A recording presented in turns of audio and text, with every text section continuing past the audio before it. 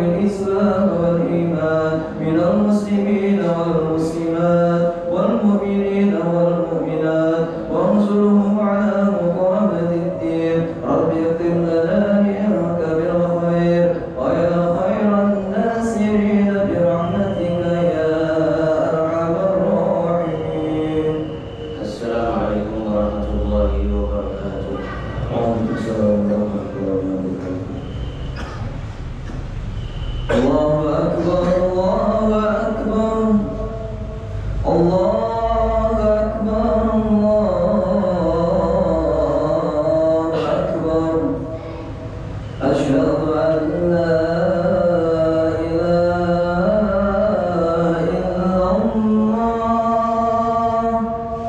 أشهد أن لا إله إلا الله.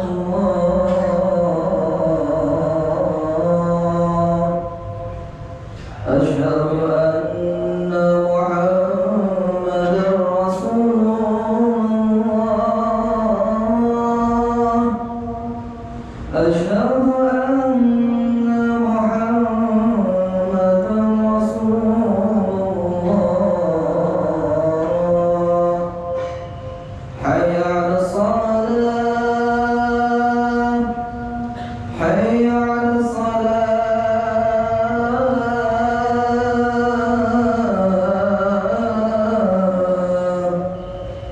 حي على الفلاح حي على الفلاح.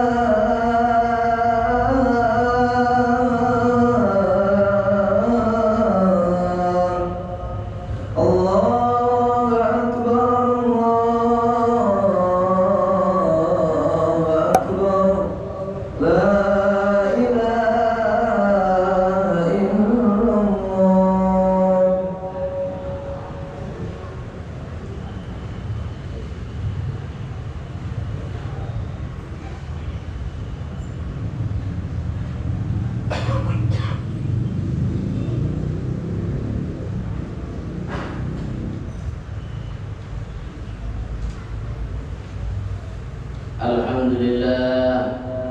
الحمد لله الذي أنعم علينا بالإسلام رب العالمين ربنا بنعمته ألوان الرحمن الرحيم بعباده في البكور بالروح والريحان مالك يوم الدين يحكم على عباده بالعدل والإحسان. إياك نعبد أي نخصك بالعبادة في كل وقت وأوان وإياك نستعين على الأعداء والنفس والشيطان. اهدنا الصراط المستقيم بالاستقامة على الإيمان صراط الذين أنعمت عليهم من أهل الهداية إلى طريق الجنان غير المغضوب عليهم ولا الضالين أهل الكفر والطغيان. آمين إجابة للدعاء وشكرا للملك الديان. أحمده سبحانه وتعالى وهو المحمود بكل لسان. وأشهد أن لا إله إلا الله وحده لا شريك له شهادة تنجيك إلها من النيران. وأشهد أن سيدنا ونبينا محمدا صلى الله عليه وسلم عبده ورسوله المبعوث في آخر الزمان. اللهم صل وسلم وبارك على هذا النبي الكريم والرسول سيد السند العظيم ذي القلب الرحيم سيدنا محمد وعلى آله وأصحابه صلاة وسلاما دائمين متلازمين بطول الزمان وسلم تسليما كثيرا. أما بعد فيا عباد الله أوصيكم وإياي بتقوى الله.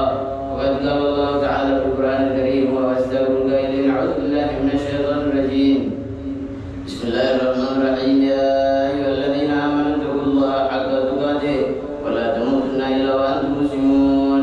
وقال النبي صلى الله عليه وسلم اتق الله حيثما كنت وأتبع السيئة الحسنة تمحها وخالق الناس بخلق حسن. Hadirin ma'asyiral muslimin rahimakumullah.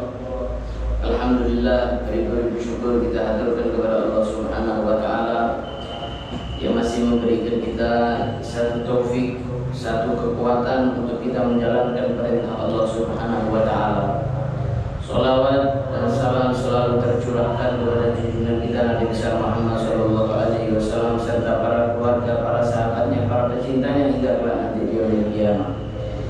Kami selaku khatib melalui mimbar yang mulia ini di hari yang agung ini tidak bosan-bosannya untuk mengingatkan khususnya diri kami dan seluruh hadirin untuk meningkatkan takwa kita kepada Allah Subhanahu wa taala. Takwa adalah di mana kita menjalankan semua perintah Allah Subhanahu wa taala dan menjauhi larangan Allah Subhanahu wa taala.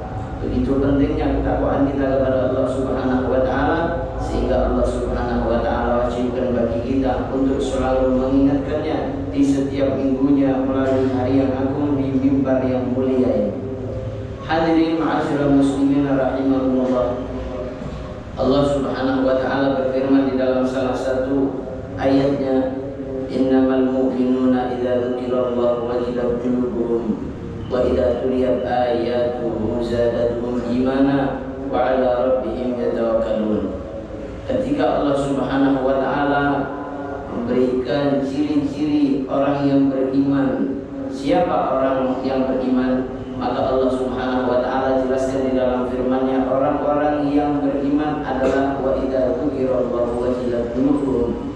Ketika disebut nama Allah Subhanahu wa taala, maka bergemetar hatinya, penuh dengan pengagungan kepada Allah Subhanahu wa taala, penuh dengan rasa takut kepada Allah Subhanahu wa taala, sehingga menjadikan orang tersebut lebih mendekatkan diri lagi kepada Allah Subhanahu wa taala, lebih ada rasa takutnya kepada Allah Subhanahu wa taala. Dikatakan oleh Sayyidina Sa'id bin Jubair, salah seorang tabi'in, ketika ditanya oleh seseorang, apa mahil khasyah, apa itu rasa takut kepada Allah Subhanahu wa taala? Rasa takut kepada Allah Subhanahu wa taala yang sesungguhnya adalah jika rasa takut tersebut bisa mencegah diri seseorang dari bermaksiat kepada Allah Subhanahu wa taala. Oleh karenanya mari kita lihat apakah kita sudah termasuk orang yang memiliki rasa takut kepada Allah Subhanahu wa taala atau rasa takut kita kepada Allah Subhanahu wa taala masih sangat minim. Rasa takut kita kepada Allah Subhanahu wa taala masih belum mencegah kita dari bermaksiat kepada Allah Subhanahu wa taala. Mari melalui mimbar yang mulia ini di hari yang agung ini kita tambah lagi rasa takut kita kepada Allah Subhanahu wa taala sehingga kita tergolong orang-orang yang beriman kepada Allah Subhanahu wa taala. Wa idza tuliyat ayatuhu zadatuhum imana. Kalau ayat-ayat Allah Subhanahu wa taala dibacakan di hadapannya, maka bertambah pula keimanan orang tersebut. Artinya ketika seseorang menjalankan semua perintah Allah Subhanahu wa taala, maka orang tersebut secara sadar maupun tidak sadar maka imannya akan bertambah kepada Allah Subhanahu wa taala. Semakin tebal keimanan kita kepada Allah Subhanahu wa taala dengan menjalankan semua perintah-perintah Allah Subhanahu wa taala. Dan yang ketiga, wa 'ala rabbihim yatawakkalun. Mereka orang yang beriman adalah orang-orang yang selalu bertawakal kepada Allah Subhanahu wa taala. Hadirin yang dimuliakan oleh Allah Subhanahu wa taala. Banyak di antara hamba-hambanya Allah Subhanahu wa taala, mungkin di antara kita sendiri kita kurang bertawakal kepada Allah Subhanahu wa taala. Padahal Allah Subhanahu wa taala memasukkan salah satu ciri orang yang beriman adalah mereka yang bertawakal kepada Allah Subhanahu wa taala. Dalam hadis qudsinya Allah Subhanahu wa taala berfirman, "Ya ibna Adam 'alaika tawakkul wa 'alayya al-kifayah. Ya ibna Adam 'alaika tafwid wa 'alayka al-hifz." Wahai anak Adam, wahai para manusia, tugas kalian adalah bertawakal. Tugasku adalah mencukupi kalian. Artinya kalau kita menyandarkan semua perkara kita kepada Allah Subhanahu wa taala, maka Allah Subhanahu wa taala yang akan menyelesaikan semua urusan kita. Allah mengatakan, "Ya ibna Adam 'alaika tafwid." Wahai anak Adam, serahkan semua urusanmu kepada aku, wa 'alayya al-hifz. Saya nanti yang menjaga semua urusan kalian. Saya yang akan menyelesaikan semua urusan kalian. Ketika Allah Subhanahu wa taala mengatakan semacam ini, namun sangat disayangkan justru kita manusia yang lemah, yang butuh kepada Allah Subhanahu wa taala, justru tidak menjawab panggilan tersebut. Tapi justru sebaliknya, kita justru datang terlebih dahulu kepada makhluk sebelum kita datang kepada Allah Subhanahu wa taala. Padahal Allah Subhanahu wa taala janji kepada seorang hamba yang datang kepada Allah Subhanahu wa taala, yang menyandarkan segala urusannya kepada Allah Subhanahu wa taala, Allah selesaikan semua urusannya. Bahkan di dalam hadis qudsi yang lain Allah Subhanahu wa taala mengatakan, "Man fawwadha amrahu ilayya min ummatika hafidtu min abadi dunya wa a'taqtuhu minan nari bil 'uqba." Allah mengatakan kepada Nabi Muhammad sallallahu alaihi wasallam, barang siapa yang dia menyerahkan seluruh urusannya, apapun itu, baik maupun duniawinya ataupun ukhrawinya, dia serahkan kepada Allah Subhanahu wa taala, maka Allah Subhanahu wa taala akan jaga hamba tersebut daripada keburukan-keburukan yang ada di dunia ini, dan Allah Subhanahu wa taala akan jaga orang tersebut, akan diselamatkan oleh Allah Subhanahu wa taala dari api neraka.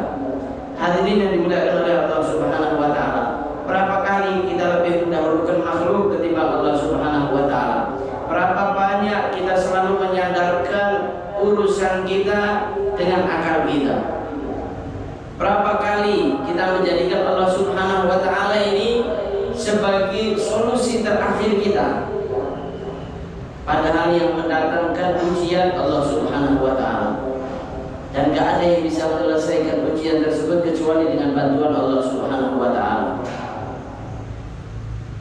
Itu karena kurangnya ketawakalan kita kepada Allah Subhanahu wa taala. Ada satu kisah yang luar biasa.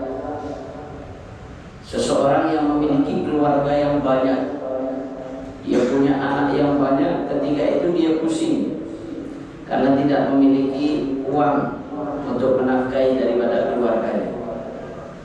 Hingga sampai di tahap dia sudah ingin meninggalkan keluarganya begitu saja. Yang mengatakan kepada dirinya, sudahlah saya akan meninggalkan keluarga saya dan anak-anak saya karena saya sudah tidak punya uang lagi. Maka ketika dia hendak keluar, didatangi oleh salah seseorang, yang mengatakan, wahai fulan, mau enggak kamu ini kerja dengan saya? Maka bahagia orang tersebut karena akan mendapatkan suatu pekerjaan. Lalu ditanya apa pekerjaannya, maka dijawab oleh orang tadi yang menawarkan, kerjaanmu adalah memberikan minum seekor burung sampai dia hausnya hilang.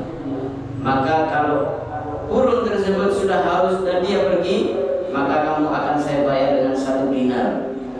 Maka bahagia orang tersebut, oke, di mana?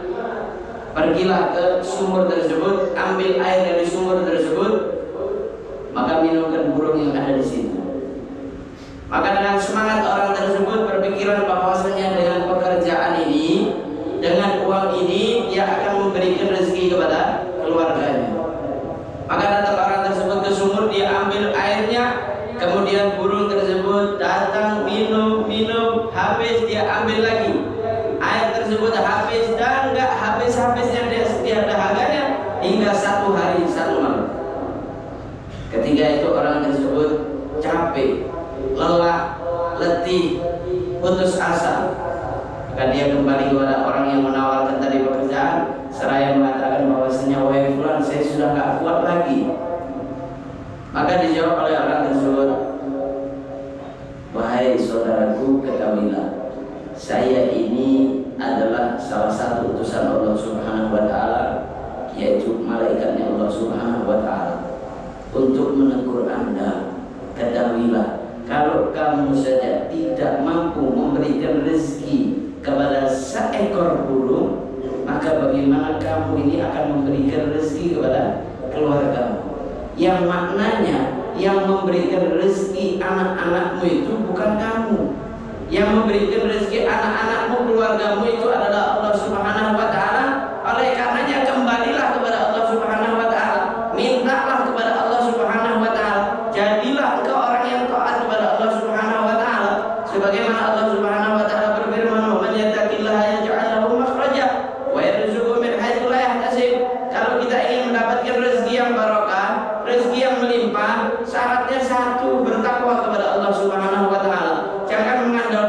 kepintaran kita, jangan mengandalkan pekerjaan kita, jangan merasa bahwa kita yang memberikan rezeki keluarga kita, anak-anak kita, atau kita bingung akan rezeki mereka, karena sesungguhnya yang memberikan rezeki adalah Allah Subhanahu wa Ta'ala. Namun lagi-lagi kita kurang ketawakalan kita kepada Allah Subhanahu wa Ta'ala, sehingga itu yang menyebabkan kita kendor untuk bertakwa kepada Allah Subhanahu wa Ta'ala. Marilah hadirin yang dimuliakan oleh Allah Subhanahu wa Ta'ala, kita tambah lagi ketawakalan kita kepada Allah Subhanahu wa Ta'ala, yakinkan bahwa semua urusan kita Allah Subhanahu wa Ta'ala yang menyelesaikan, bukan kepintaran kita, bukan harta kita, bukan kekuasaan kita, namun Allah Subhanahu wa Ta'ala yang menyelesaikan semuanya. Di akhir daripada khutbah ini saya akan membawakan satu kisah mengenai tentang salah seorang nabi ketika dia mengalami satu sakit gigi. Maka dia minta kepada Allah Subhanahu wa Ta'ala, ya Allah, saya punya gigi ini sakit. Maka Allah Subhanahu wa Ta'ala katakan kepada nabi tersebut, kamu pergilah ke tempat ini, di situ ada satu pohon, maka ambillah pohon tersebut, daun tersebut, lalu kamu letakkan di atas gigimu yang sakit. Maka nabi tersebut langsung kembali menuju ke tempat yang diisyaratkan oleh Allah Subhanahu wa Ta'ala. Kemudian diambil daun tersebut lalu meletakkannya di dalam giginya, dan seketika diberikan kesembuhan oleh Allah Subhanahu wa Ta'ala. Setelah beberapa saat, maka datang lagi sakit gigi tersebut, maka sang nabi itu langsung mengambil daun yang kala itu Allah Subhanahu wa Ta'ala sudah berikan tahu. Kemudian dia ambil daun tadi, kemudian dia letakkan di atas giginya yang sakit, maka bukan kesembuhan yang beliau dapatkan, namun justru semakin sakit. Sehingga nabi tersebut pun mengadu kepada Allah Subhanahu wa Ta'ala, ya Allah, bukankah Engkau telah memberitahu aku bahwasanya daun tersebut dapat memberikan daripada kesembuhan daripada sakit gigiku, namun kenapa kala ini aku meletakkan daun tersebut tidak kunjung sembuh, justru semakin sakit? Apa jawaban Allah Subhanahu wa Ta'ala? Wahai nabiku, di saat yang pertama engkau sakit, yang pertama kali engkau datangi, yang pertama kali engkau tuju adalah aku, maka aku berikan, aku taruh kesembuhan di dalam daun tersebut. Namun yang kedua, ketika engkau sakit, engkau pertama kali datang kepada daun tersebut, tidak datang kepada aku, maka aku pun tidak memberikan daripada kesembuhan dari daun tersebut. Oleh karenanya, hikmah daripada kisah ini adalah apapun permasalahan kita, maka pertama kali kita adukan kepada Allah Subhanahu wa Ta'ala. Setelah kita mengadu kepada Allah Subhanahu wa Ta'ala, barulah kita bergerak berikhtiar untuk menyelesaikan daripada permasalahan kita. Insya Allah kalau kita datang pertama kepada Allah Subhanahu wa Ta'ala, Allah Subhanahu wa Ta'ala akan menyelesaikan segala permasalahan kita. Mudah-mudahan khutbah yang singkat ini bisa membawa manfaat bagi kita semuanya, dunia dan akhirat, dan mudah-mudahan Allah Subhanahu wa Ta'ala jadikan kita orang-orang yang semakin bertakwa kepada Allah Subhanahu wa Ta'ala, semakin yakin kepada Allah Subhanahu wa Ta'ala, dan semakin bertawakal kepada Allah Subhanahu wa Ta'ala. Amin amin ya rabbal alamin. Wassallallahu ala sayyidina Muhammadin wa ala alihi washabihi wasallam. Alhamdulillahi rabbil alamin. A'udzu billahi minasyaitonir rajim. Bismillahirrahmanirrahim. Wal 'asri innal insana lafi khusrin illa alladziina aamanu wa 'amilus shalihati wa tawassaw bil haqqi wa tawassaw bis sabr. Barakallahu li wa lakum fil Qur'anil 'azim wa nafa'ani wa iyyakum bima fihi minal ayati wa dzikril hakim. Aqulu qawli hadza wa astaghfirullah li wa lakum wa li sa'iril muslimina min kulli dhanbin fastaghfiruhu innahu huwal ghafurur rahim. Allahumma shalli wa sallim wa zid wa barik bi jalalika wa kamalika ala sayyidil ibadi wa ashrafil ibadi sayyidina maulana Muhammad wa ala alihi wa sahbihi wa radiyallahu ta'ala an sahabati ajma'in. Alhamdulillah, alhamdulillah katsiran kama amar, wa asyhadu an la ilaha illallah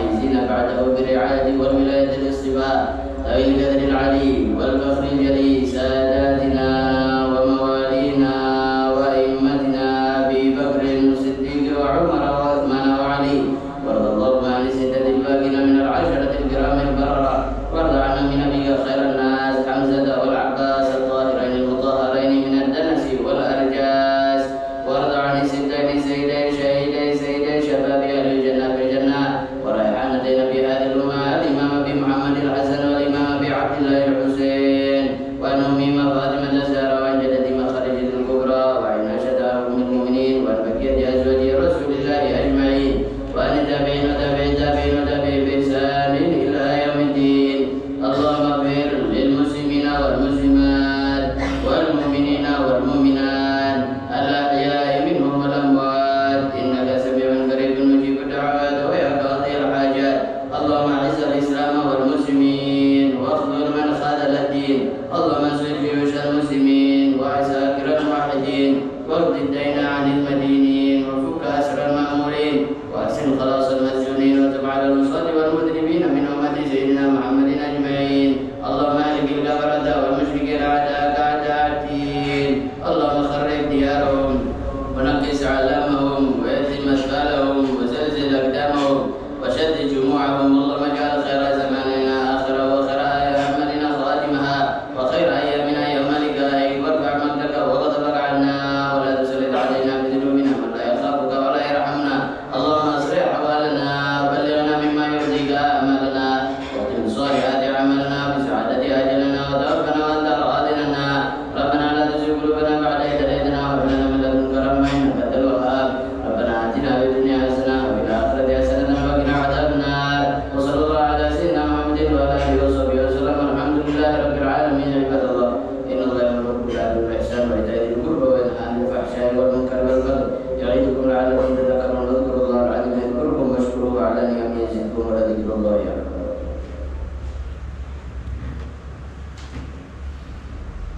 الله أكبر الله